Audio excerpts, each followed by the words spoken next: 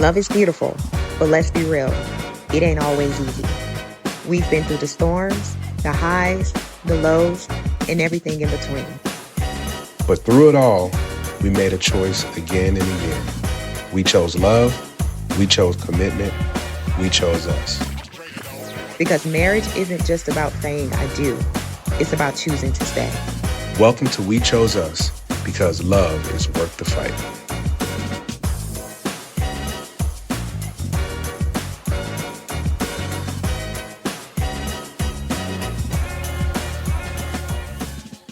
What up, everybody? Welcome to the first episode of We Chose Us Marriage and Relationships podcast. It is me, Robert McNair, and my lovely wife, Kris, McNair. Yeah, that's you. That's you. I hope it's you. Maybe. But Berg's still out. But we here. This is our first episode. A lot of y'all know us as Pastor Rob and Pastor Kris, which is still fine to call us that. You know that we pastored a church called the Bar Church for 7 years. 7 years. And this is our first time actually doing ministry together. Now, we did a couple other ventures, like still doing ministry and things of that nature. Kris does an amazing job in evangelism all over the world, right? But this is our first time, like, really doing something with just she and I. So y'all don't be too hard on us. We trying to get there. You want to say something? We're there. No, We're there. We there. We're there. Yeah. We're here. So yeah, this is our way of just being open, praying our story blesses someone, going through pastoring, relationship, kids, navigating life. It's a lot. So this is just us being us. So welcome. Yeah. Yeah, welcome. We started having conversations about doing this in the summer. We just hit 10 years, y'all. August 23rd, we hit 10 years. We didn't think we was going to make it. And so that's part of why we here, because the name of this episode is called So Here's What Happened, right? Because there's a lot that happened, like a whole lot that happened in these 10 years. And we want to be able to share, because we get a lot of questions like, what happened with the church? Why? You know, are you guys still called to lead, to pastor? What is ministry like? What is ministry not like anymore? What have you found out? Like, we get a whole lot of questions from a whole lot of folks. And so this is our opportunity, one, to kind of just tell everybody in one shot, just like, hey, you want to find out what happened?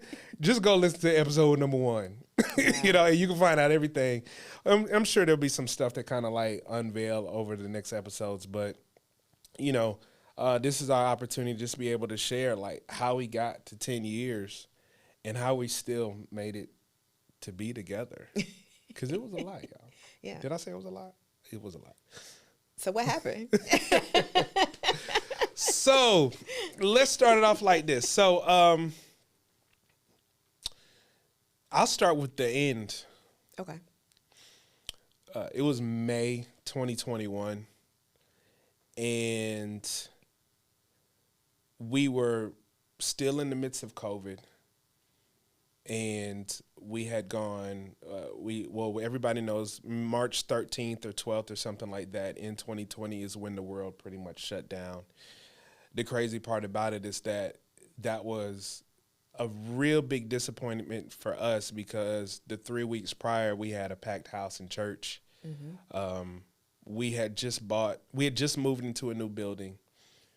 We had just bought 75 chairs, and a buddy of mine went down to, he and I went down to Columbus, Georgia, picked up these chairs, and literally every week after that, all of those chairs were filled. Children's ministry was filled. In standing. Standing room. Yeah, people were standing. Like, it was like everything was coming together, and then the world shut down. Yeah.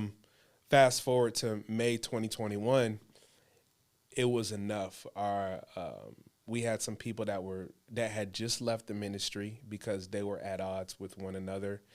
We had someone who was on our ministry staff decide that was like her last day, which was really like out of the blue for us as far as the announcement. I think we could see it was coming, but the announcement was just out of the blue, and we were just like, that was it.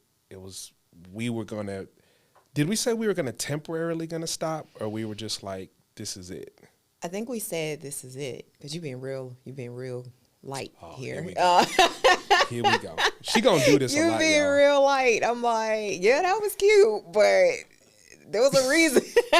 There was a reason. I mean, that was a cute story, though. But, you got to start high and come low. I wish it was that easy. But realistically, no, we were pretty much like about to divorce. Oh yeah, she and I was done. Yeah. I'm talking about from the church standpoint. Yeah. But that was part of. Yeah. I would say that was part of the reason why that initiated the closing of the church. Yeah.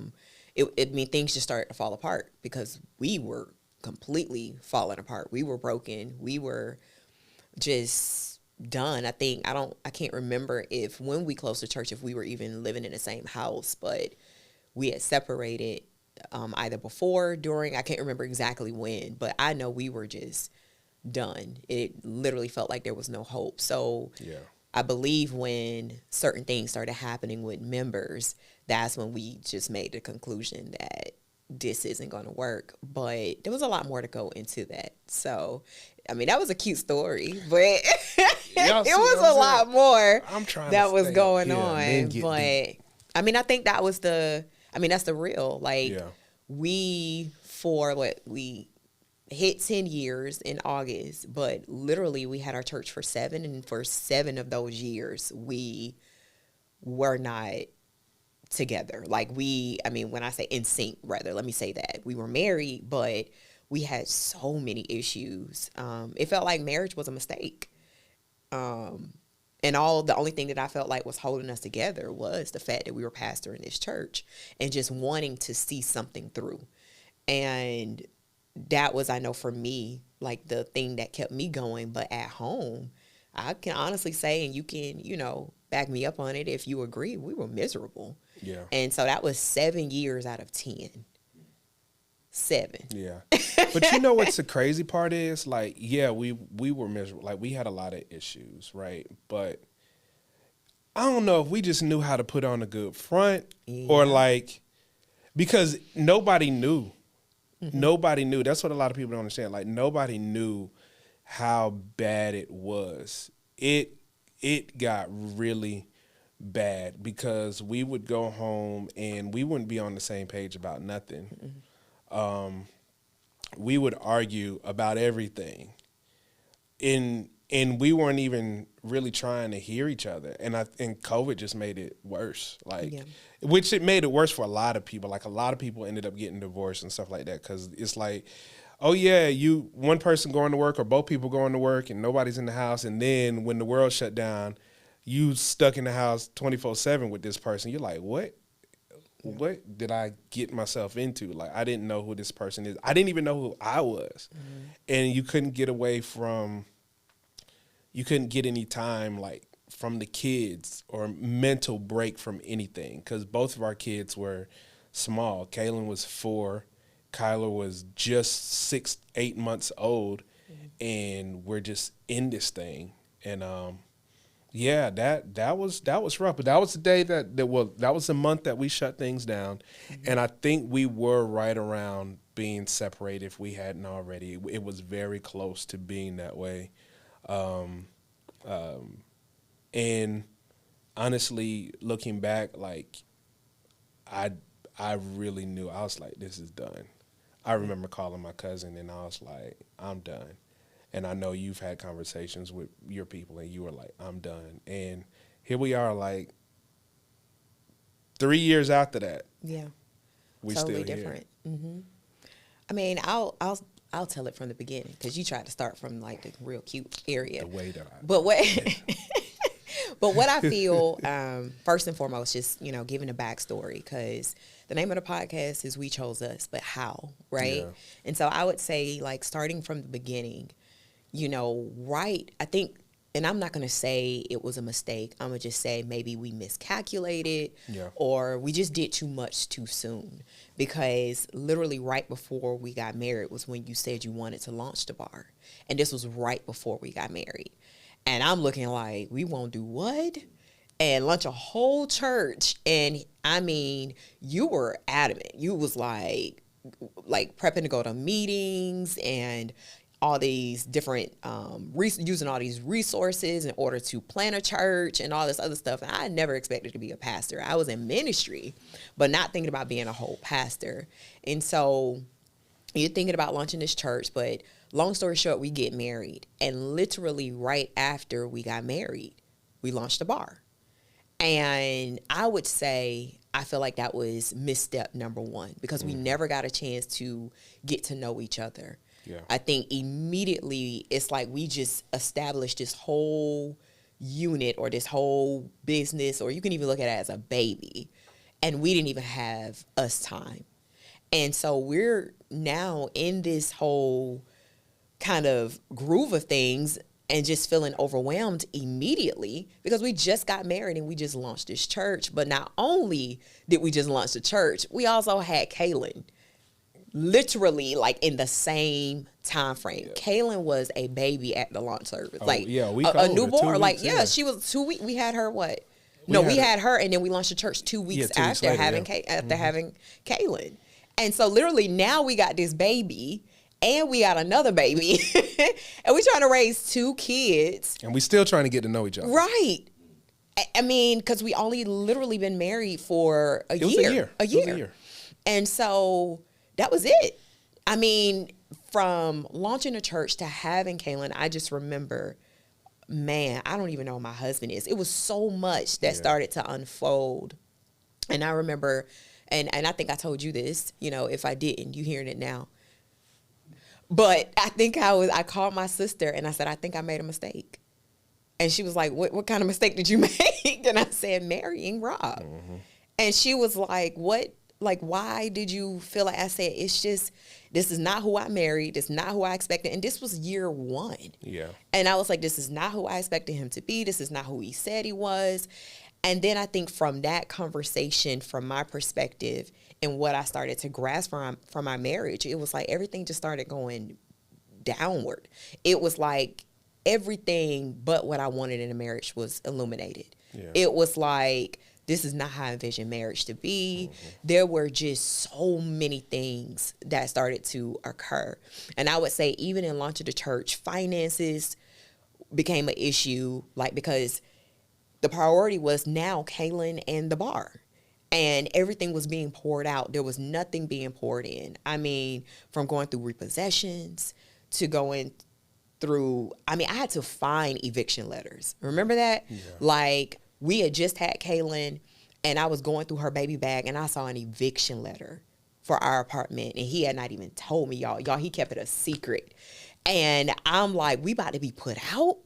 And you weren't even going to say nothing? It was stuff like this that was going on, I would say, honestly, for the first 5 or so years of our marriage. I mean, even we can even go to the 7th year, because in that in probably year 6 or 7, we had already had a car repossessed that I knew nothing about, or that it was even up for repossession. But then in year 6, year 7, it was the second car being repossessed. And I remember you called me because we were separated. That's what it was. And you was like, I'm so sorry, Kris.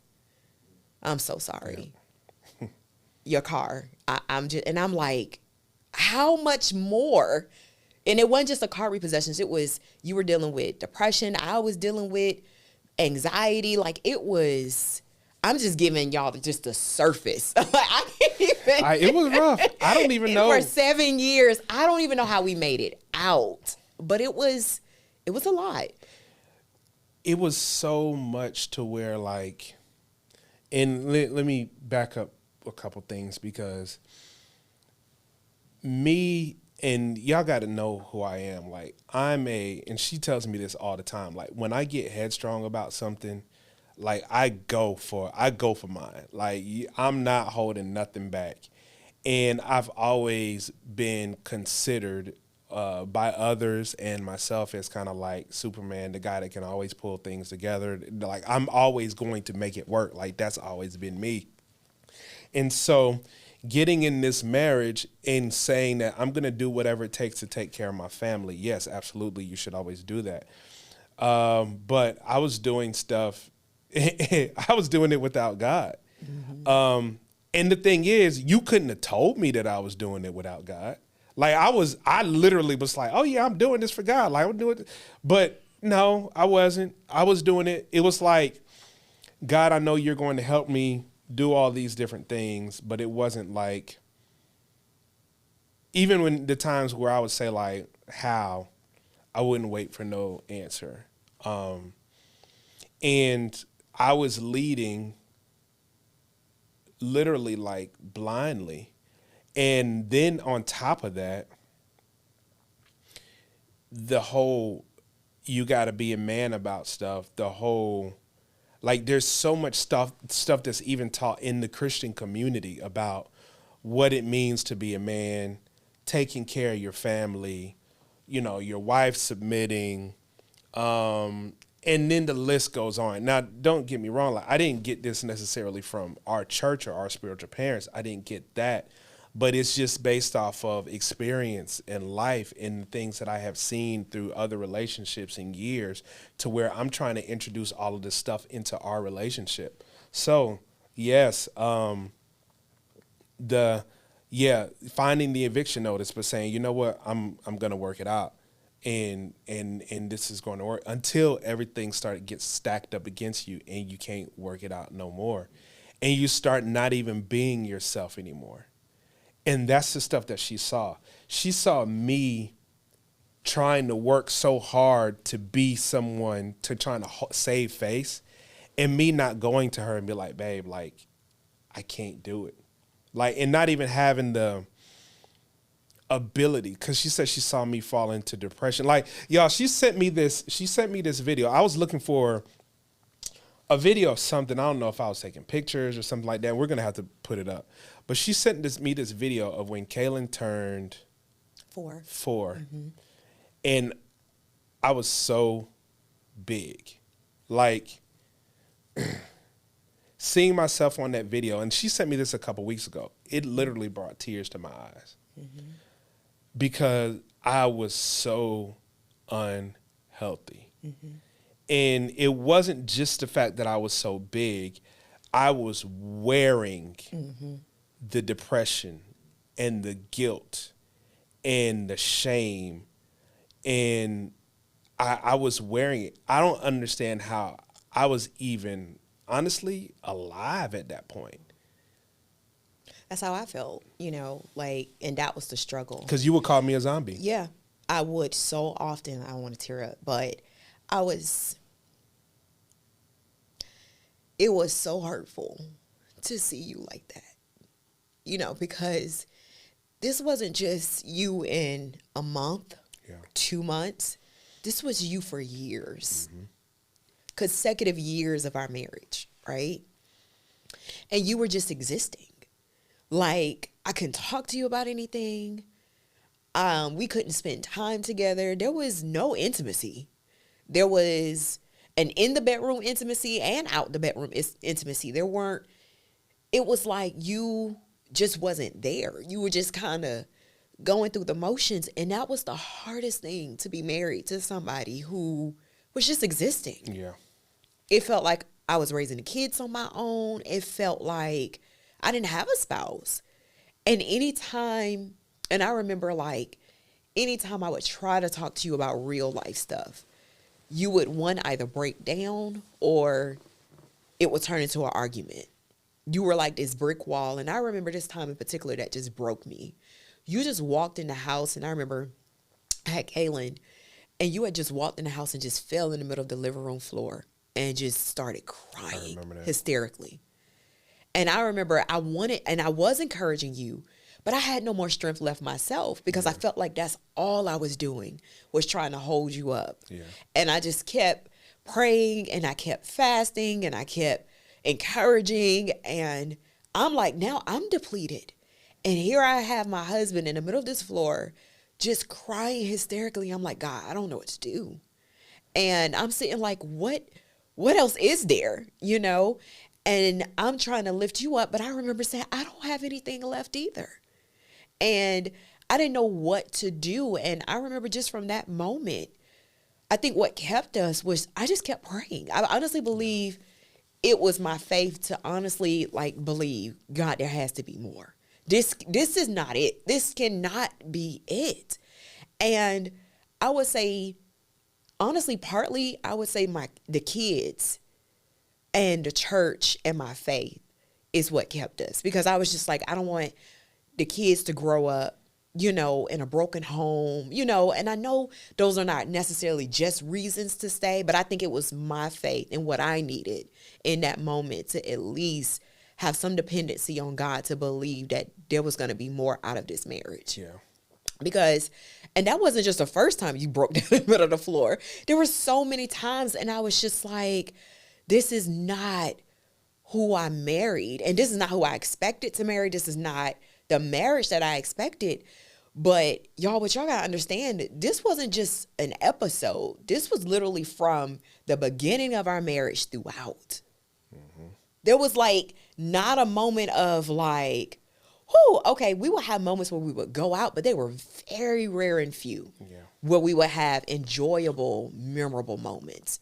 But for the most part, that video that I sent you when Kaylin was 4, and that weight that you carried, not just the physical weight, but the weight seemed like the weight of the world was on your shoulders. Literally, if we go through the phone, there's so many videos and so many pictures of you like that. And that, I mean, being in it, I mean, it was hard. Yeah. And, you know, one thing, like, and I've told you this and I tell you again, I want to say thank you, because you, even though we went through and were talking about divorce and really was like about to go through the entire process, you still gave it your all. And I remember those times where you were there and I was out. Well, like the time where she talked about when I walked in the house, you asked me one question. And it wasn't even no crazy question. It was a question probably like, what we about to eat or something like that. It was something that, and then I just could not, and I literally blacked out. Mm-hmm. I blacked out. I woke up in a fetal position on the floor crying like crazy.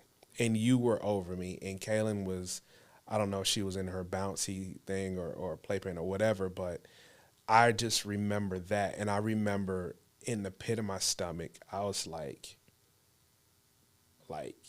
it was so empty. But here I am, a pastor, got to get up, got to go to the pulpit, got to prepare a message, gotta be that leader that everybody's expecting me to be. But in the midst of it all, broken and shattered. And that's why, like, when people tell me that they want to start a church or, you know, plant a church, however you want to phrase it, it's not that God didn't call you, because I don't believe at all that God didn't call us a pastor. I know God called us to pastor. But understand that it's not all God is just going to carry you through and just all. No, that's just not how it is. Understand that it's going to be hard to delineate what's God's voice and what your voice and what another voice is, because you can be faced with a situation and you 1,000% can believe that it's God, and you 1,000% can be wrong. And, you know, it frustrates me when I listen to a lot of these podcasts and a lot of these people try to say, you know, you can hear God's voice 100% all the time. They a doggone lie. Mm-hmm. Nobody can hear God's voice 100% of the time.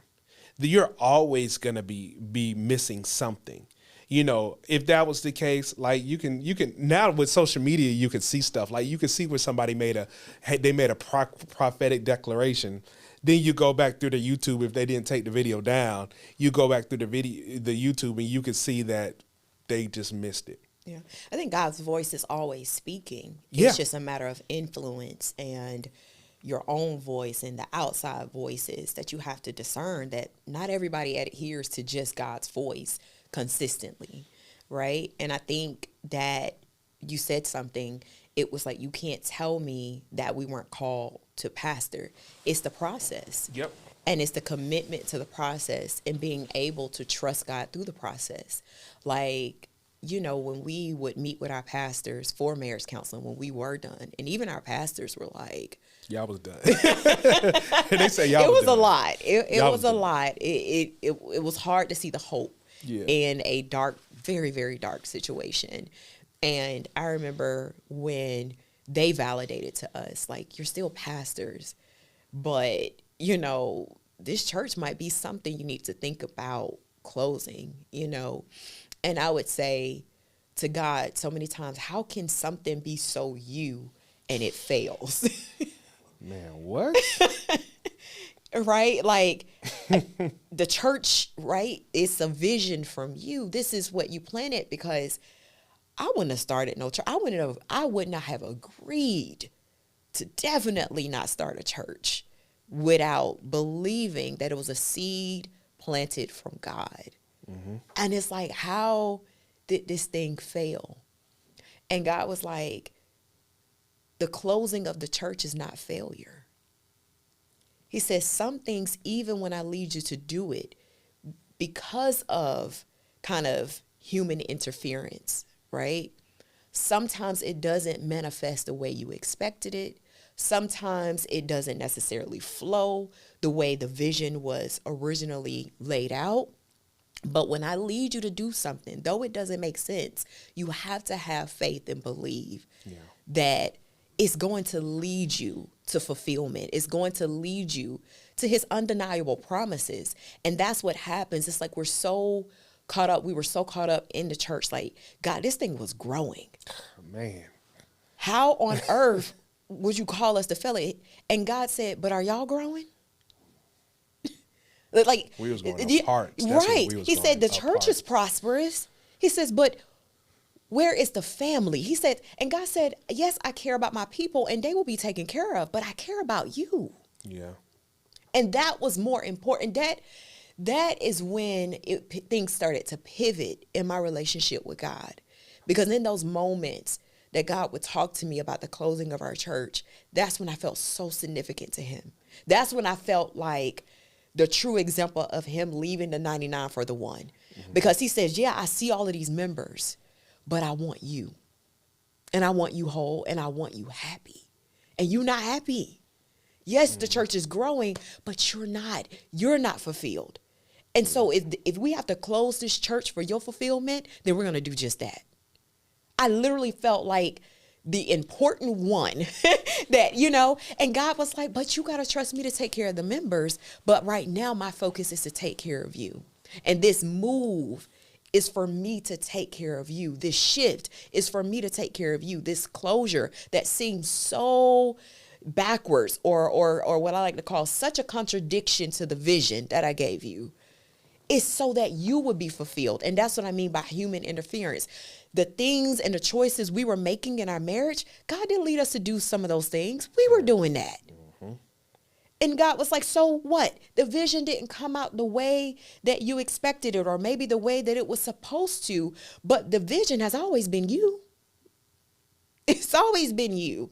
I still want you fulfilled, even operative and fully doing what I'm asking you to do. And the thing that I love about God is when we closed the church, literally it felt like almost immediately our marriage just flipped. Yeah. Yeah. And God was like, this is ministry. He had to root out some of them things. Right. He's like, you may not have the brick and mortar, months. but even our members still reach out to us and call us pastor. He's like, you got to look at this thing like and understand that I'm God. And so closing the doors of a building doesn't change the vision. Nope. You're still a pastor. You're still leading people. But you got to let go and let me do what I can do. And we were looking at closing this ministry as a failure.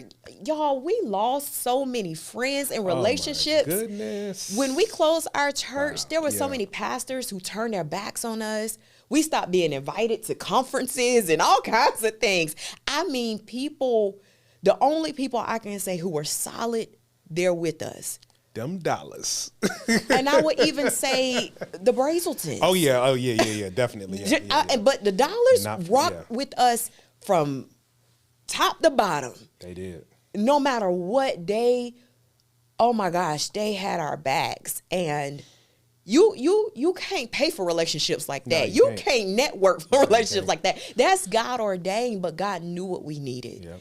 And it was just like, man, right when those doors closed, purpose, like, it was like, dang, we should have did this years ago. Like, what happened? You know, it's so very interesting because I've always been one who's been ahead of the curve when it comes to like technology and when it comes to certain things. And I remember like trying to build our social media, building our websites, and just putting these programs. And I remember sitting and having discussions with people, and people just other pastors, and they just weren't understanding like what I was presenting to them, what I was talking to them. It was something that they didn't get, and so I felt like when we closed the church that I was wrong, that what I did, that wasn't God. What they did was God, because they had the brick and mortar and they went and canvassed the neighborhoods and went door to door. And there were all these different plans that they had to have a successful church. And the thing is, the whole time they would be saying these things, I'd be like, that ain't what God has shown me. From the name of the church, which a lot of y'all may not know, it was called the BAR, but it stood for Believers Authority Restored. And the whole concept was, okay, people can go out to a bar and they can get drunk and talk about their problems and all these different things. Well, we're going to give you a bar to come to so you can hear from God and we can talk about your problems and all these different things. And we presented it as such. When our members of our church, like they will still rock with us. They still rock with us now. And there was some hood folk that we had up in the church, like, and they was real. They was real honest. They was real about their relationship with God, and they were also growing. Yeah. Like that's something that I can legitimately say, like, the hardest thing was closing the church, but one of the most fulfilling things is when I look on social media and I see how much these people have grown based off of the seed that I know that we planted. And they've been able to go to other ministries. They've been able to go and flourish. They've been able to do so many different things. They've been able to just be successful in everything. And I can just say, man, like, God, that is what it was always about. It was never about us having the biggest church. It was never about us, making this like the main thing that we did to make money and support us. Like, it was never about that. It was always about seeing the people that we pastored grow and not get caught in this religious box, if you will. And those that rocked with us from the beginning to the end, like, I see them and I just smile, like, because it's something, it's such a connection there. And just seeing like, man, God, no, we didn't do what everybody else did. That part I know was God, 100%. Yeah, there was some things, the struggles, because there were certain things like trying to figure out where the building was. And then part of me was like, well, we don't really need to have a building, because I'm still trying to deal with this ahead of the curve, this leading the edge type thing. And now you see a lot of churches now, what are they doing? They're going to smaller sized buildings, because now they're saying the time is over for the mega church. This is stuff that I was saying like almost 10 years ago, and nobody was like that. Nobody was about data and stuff like that like I was about data. I used to always tell my pastoral friends all the time, like, you look at how much time your church is growing, who's leaving out the back door. You're not paying attention to who's leaving your church. And they would not even, to this day, I don't even think they understand, but now they probably will. If they listen to this podcast, they might be like, how many people, we got 10,000 members, but 20,000 people have left. Well, that's not really being successful. I mean, if I'm going to be honest, you know what I mean? I think successful is coming and staying versus coming, staying a few minutes and leaving. You know what I'm saying? But anyway, I can get on a tangent about those different things. You just sitting there letting me talk. Yeah, but because the passion is still people, yeah. And that's why I say I know, it was a God ordained vision. Nothing ever in my heart felt like we weren't supposed to start a church. And I believe a lot of people think that is if you start a church and then you close it, then you can hear from God. But that is not, there's so many factors that play into that. And that is absolutely not true. I know that's not true from our case because God told me, like, this is definitely what I've called you to do, but I need y'all healthy. I need y'all whole. I need the pastors to speak from a place of wholeness and not a consistent place of brokenness in a space that is going to continue to pull you apart. Because I've known pastors, you know, who are leading an amazing church, but them and their wives, let me not say wives. Wives, but, many wives, right? Solid. But they're in one bedroom and their wife, excuse me, is in another.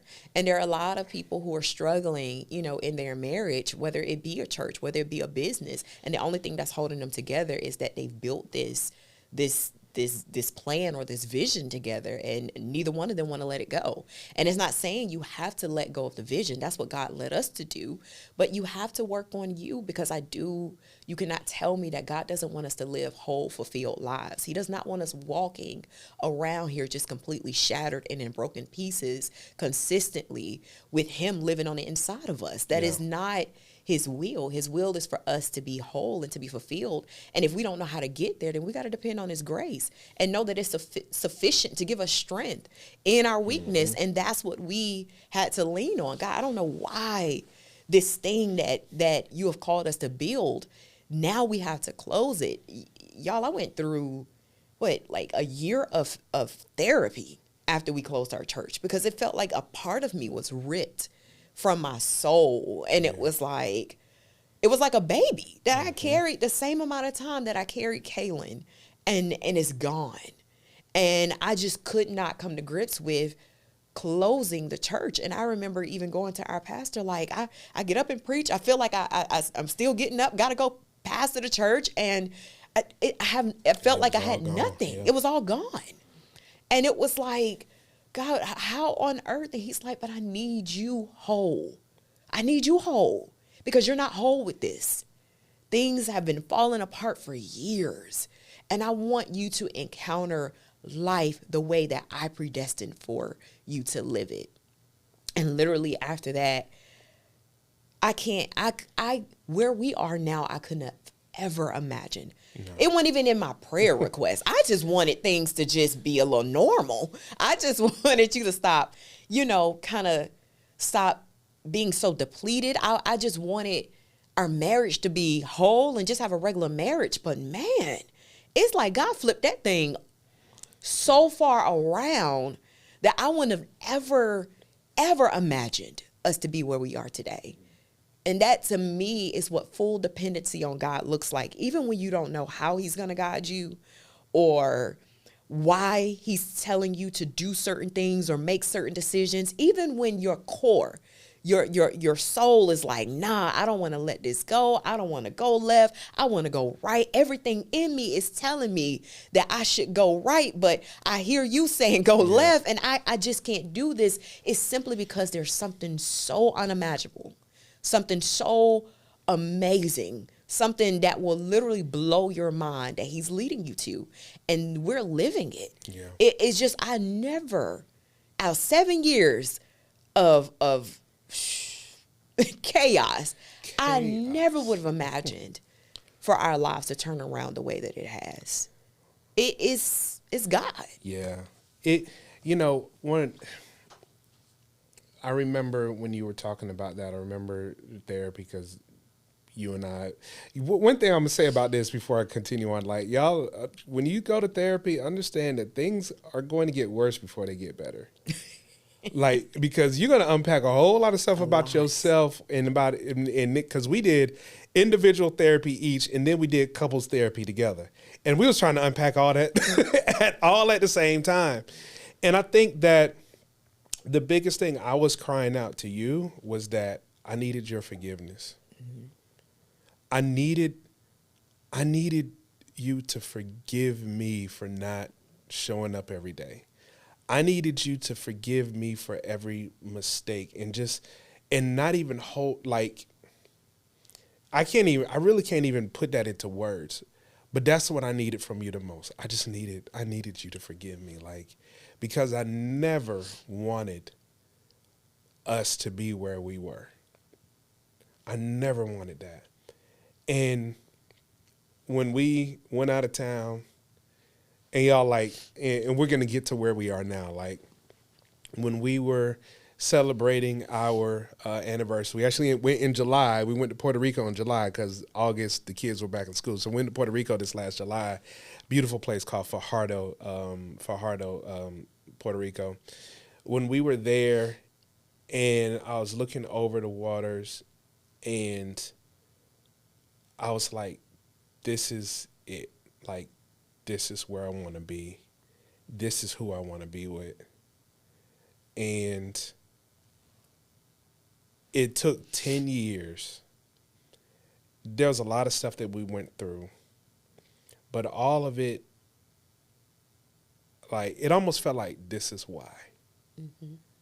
No facade, no fakeness, no phony, no undercover this, undercover that. Me and you there just having a ball from morning to night. Not one argument, not one disagreement, not nothing. Like, it was literally like the perfect time. So when y'all like saw the stuff on social media or whatever, when like we literally had the time of our lives in San Juan. Like, it was crazy. And I'm so thankful. Like, I'm thankful that you did forgive me. I'm thankful for every opportunity that you helped me with. I'm thankful for, even because we all still make mistakes, right? Mm-hmm. And even with your forgiving me, allowing me to make mistakes again and still not even like judging me. Because that's one thing, like, one thing I wish women understood, like, if a man truly loves you, he's not trying to let you down. Those repossessions, evictions, I wasn't trying to do it because I was just some lazy Negro that, no, you knew, everybody knew Rob would work sun up to sundown, Saturday, Sunday, open business, do this other thing on the side. Side hustle was my middle name. And you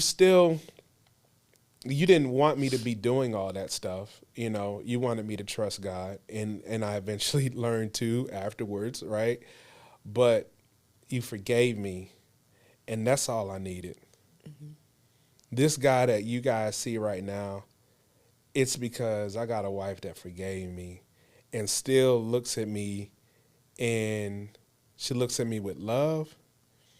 She looks at me with excitement, and it took a while to get back there. I'll tell you, it took a while.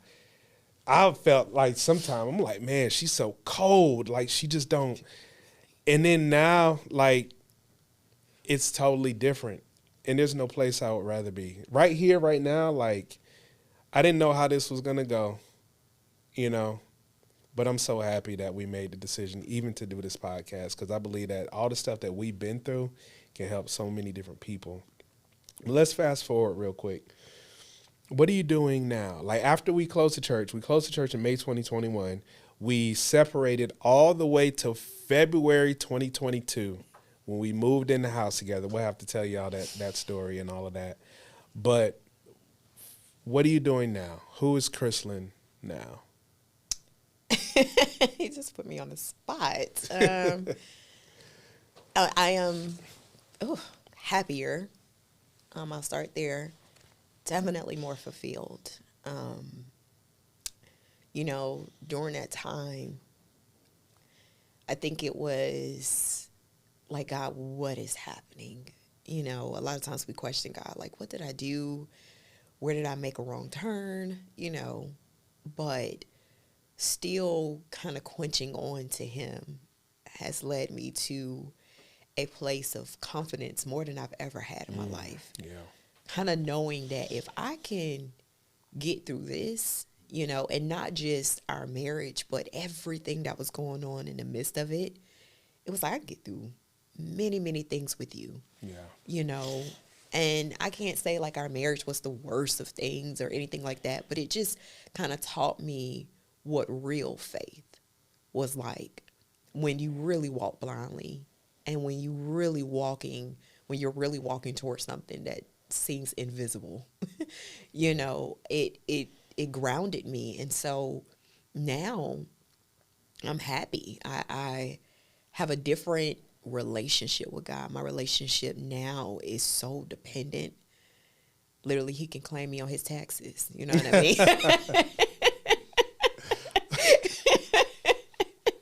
Because I literally am so dependent on God for every detail of my life.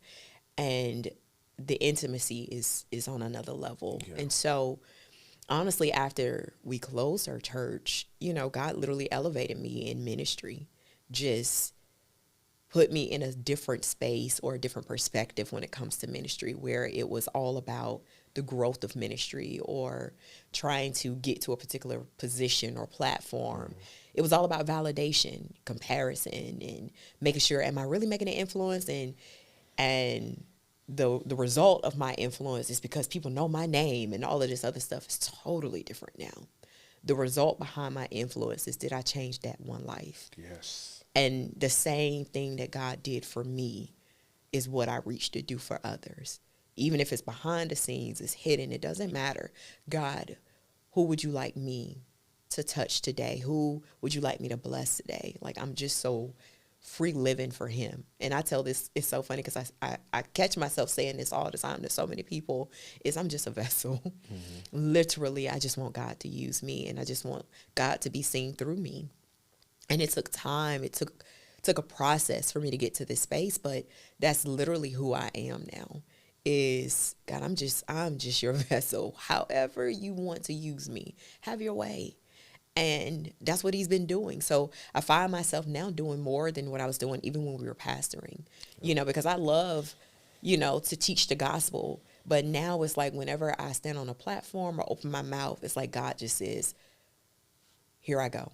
He just completely starts speaking in ways that blows my mind, in ways where I want to just stop preaching for a moment and write down some notes, because I'm like, God, this is not me, but this is where I believe God has wanted me to be for so many years. It's just open yourself, daughter, so I can use you.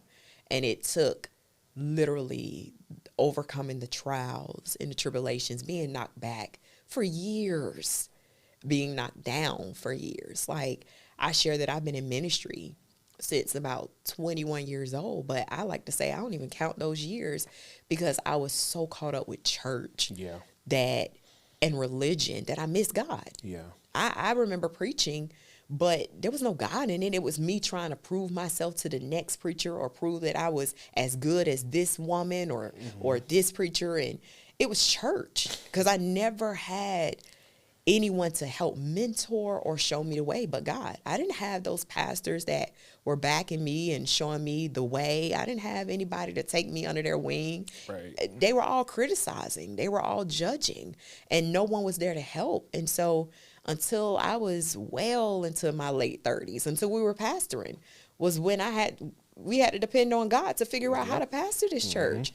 And that's why I give credit so much to our pastors, because we had at least a source of following, just to kind of see how this thing should be done, how to live this way or that way, and having that teaching to be able to stand on. And now it's me, you, Kaylin, Kyler, and God. That's really what it's about now, and I'm just so grateful, so grateful to God. Yeah. Like, now that you said all that, you beautified that, how you told me at the beginning. Y'all, this woman, like, so when, like, this, who she is here is like who she really is. Like, y'all ain't gonna get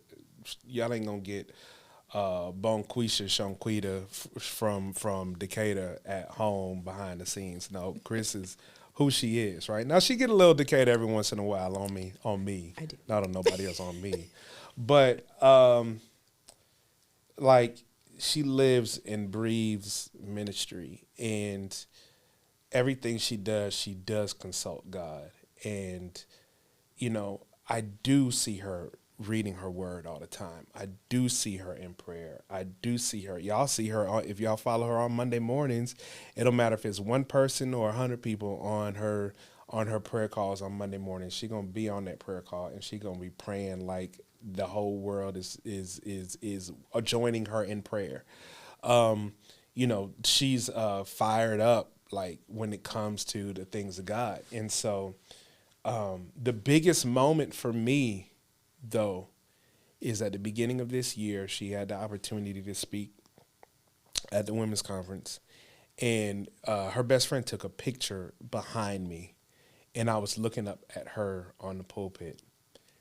And y'all can see it. It's. I think it might even be it might be one of my. I don't know. Anyway, it's a picture that culminizes how I feel about you and how I'm so honored to be at that place, to look up to you and see you doing your dream, what God has called you to do, the things that I had known for years and years and years and years and years and nobody else had seen. Like, that was a moment for me where this is it. And to be able to support you, not feel like we in no kind of competition, like, now I got to go get my big time preaching engagement. And it was just like, this is it. This is her. This is what she's called to do for the rest of her life. And 100%, 1,000%, I'm riding with you. Like, you already know. We go on speaking engagements. I'm your bookstore. You are. I'm your armor bearer. I'm your personal driver. You are. I'm your personal assistant. And I love it. Like, it ain't no subservient thing to me. Like, for me, if anybody knows me anyway, everybody knows that me serving, that's me at my greatest. When I can help you get to where you need to be, that's me at my greatest. Yeah. Like, all those years at World Changers and all the people that I come across and ministers and leaders I was able to drive and be able to assist, that's me at my greatest. And so the opportunity to do that for you, please. And that's amazing. And I guess this taps into the next podcast, but that in itself is even restoration and redemption, right? Yeah. Because even when we had our church, remember, you kind of shifted me over as like lead pastor. Mm-hmm. And when I started pastoring, you would say things, or even while I was, preaching, I'm gonna let you finish. I'm gonna tell you why, though. I'm gonna tell you why. I'm gonna let you finish. Even I'm gonna tell you when why. I was preaching, you would be like, more people come to church when you preach. Oh yeah. And then and then you would be like, and then when I then took over the role as kind of lead pastor, I've always seen ourselves as equal pastors, but you kind of stepped back. Mm-hmm. And during that time, you would, it would be free. It felt like depression came on heavy, when I stepped into the role as, I guess, what you would call lead pastor, because you would come in and you would be like, I feel like I have no place. I would feel like I'm not enough. And it was just so much. And you would always be like, people come to hear you preach, and you would oftentimes even get up to preach and then be like, Kris preaching today, and it would just be so much. And I felt like in that time there was competition, and I was like, we could just do this thing together. You know what it was, though? Honestly, y'all have to know what it really is. What it really was is, I got a grace to serve, but I ain't got no grace to serve kids. And I would be in the children's ministry with the kids, watching our kids and other kids, and crackers and diapers and all of that type of stuff. All these kids, like, that's my limitation for real. Like, I don't want to think about coloring no books, and here's the reason why. Here's the reason why, folks. Like, if I knew that every other area in the ministry was operating at an optimal level, yes, not discounting anything anybody else was doing, but my mindset is always on cameras, on audio, on who's streaming, on how to sound, you know what I'm saying? So my mind was always there. And if I was trying to pick up some crackers or changing the diaper, I was missing something.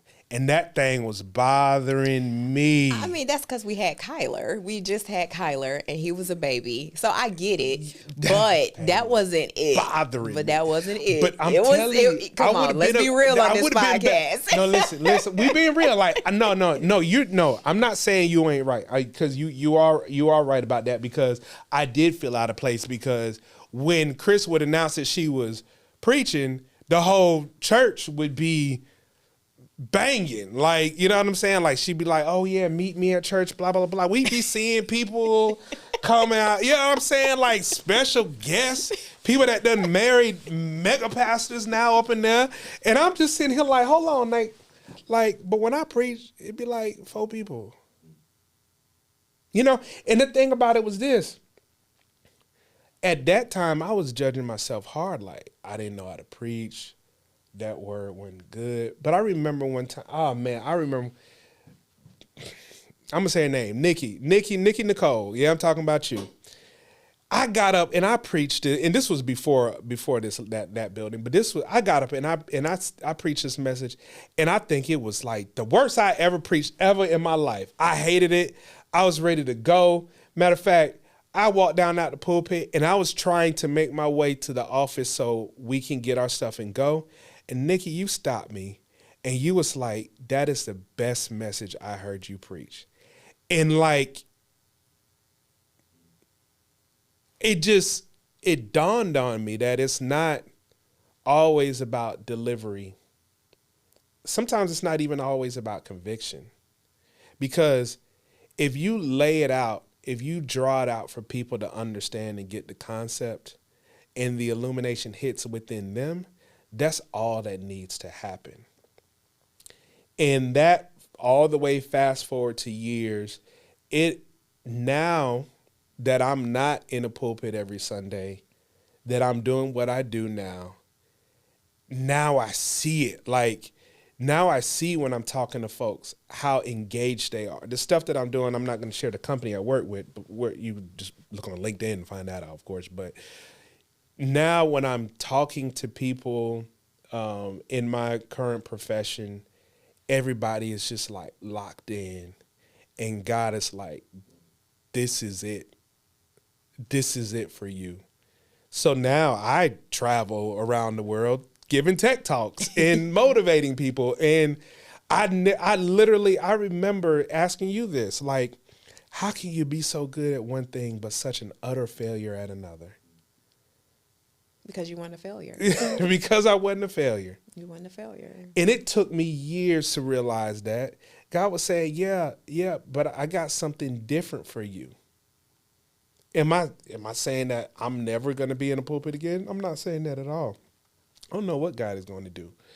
I'm not going to limit him. I'm not going to, I'm just, whatever God say, I'm doing. But I know right now with what I'm doing and the people that I'm speaking with, the opportunities that I'm getting, the joy that it helps, that from that moment to helping Nikki connect the dots all the way to now, helping people connect the dots of whatever they're doing in life.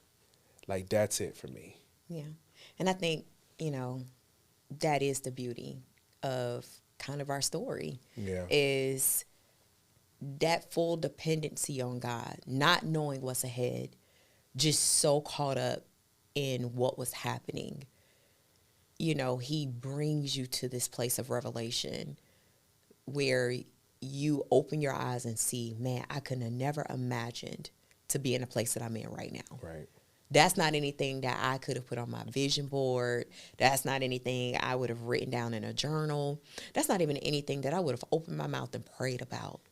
I believe where we are right now are not positions or places that we necessarily prayed about.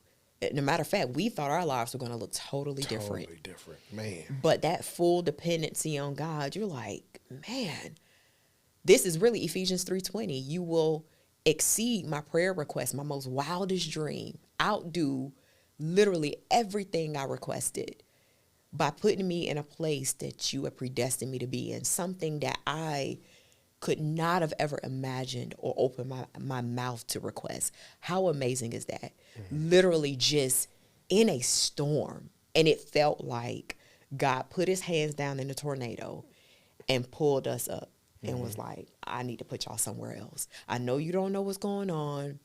I know you're afraid. And I know you feel like failures. But just hold on and let me put you where I want you. And literally, here we are. Choosing us. Choosing us. Choosing us. All right. Well, that's it, y'all. Yeah, I guess that's a wrap for the first episode. You know, we're going to work on recording this next episode whenever that is, and y'all are gonna be in for a treat for that one as well. I want to do some things. I want to give some shout outs real quick. I got on the shirt by my boy, right, Mike Geese, right. What is? I'm not like the rest. I forgot about this. I'm not like the rest. Listen, Five Foes Clothing. You got to check them out. I said when I was at dinner with him and some friends, like, I'm taking opportunities to support my friends in whatever way that I can, whether it's wearing something that, and it won't be every episode, but whether it's wearing something, whether it's shouting them out, like, when I grow, you grow. Although he's growing, he's doing some tremendous things. But I just want him to know, look, bro, I got you. I love you. I wore this initially because, you know, you my boy. You my brother. Love you, man. Yeah. Awesome. Oh, and I have on Sade's shirt, of course. Sade Orr. Just look her up on Instagram. She has a new clothing line, and it's amazing. So go and support my sis there. But, yeah, that's it. All right. Cool. We'll see y'all on the next one.